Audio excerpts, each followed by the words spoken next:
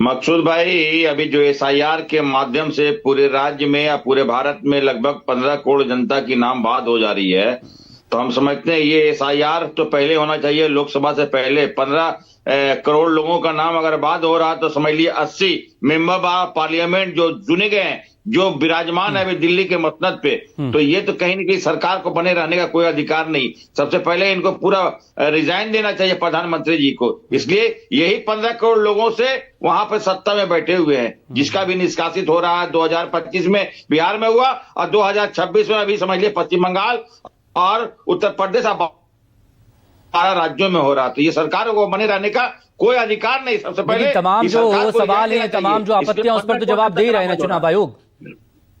नहीं, ये चुनाव, ये मकसूद भाई, मैं दूसरी पहलू का है कि ये 15 करोड़ लोगों का जो नाम निष्कासित हो रहा, इन्हीं के बदौलत अभी केंद्र में सरकार बैठी है।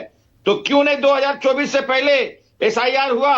मैं पूछना चाहता हूं भारतीय जनता पार्टी प्रवक्ता से, ये कितनी बड़ी बात है कि देश के लोगों को गुमराह कर रहे हैं, देश के लोगों को। अशोक यादव 30 सेकेंड।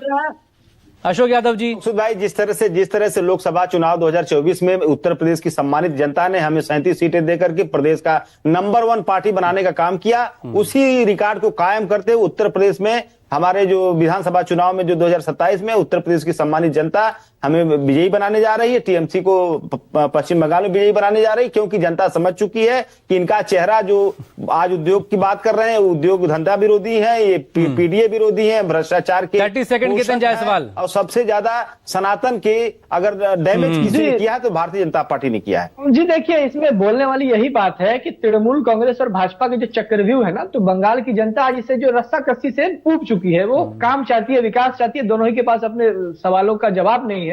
तो बंगाल की जनता अब कह रही है कि और कोई भूल नहीं और कोई फूल नहीं, वो चाहे वो तृणमूल का फूल हो या भाजपा की फूल हो। क्योंकि जब आप इनसे पूछते हैं, जैसे वो 70 साल दिखाते हैं भाजपा वाले, ठीक उसी प्रकार से आप टीएमसी से हिसाब मांगो तो कहते हैं कि 34 साल दिखाते हैं उसके पहले। मगर मैं आपको कह रही थी, तो आज आप बंगाल का जब दौरा करेंगे, आपको जितने कल कारखाने दिखेंगे, जितने संस्थाएं दिखेंगे, वो सब कांग्रेस के द्वारा विधान चंद्र राय जी हमारे जो मुख्यमंत्री हुआ करते थे, उनके बनाए हुए, उस पर आज तक बंगाल चल रहा है। ठीक, बहुत शुक्रिया सभी लोगों का इस मसले पर बात करने के लिए। नजरें बनी रहेंगी पश्चिम बंगाल पर भी, देश की राजनीति पर भी, तमाम मुद्दों पर भी। बहुत शुक्रिया आप सभी लोगों का।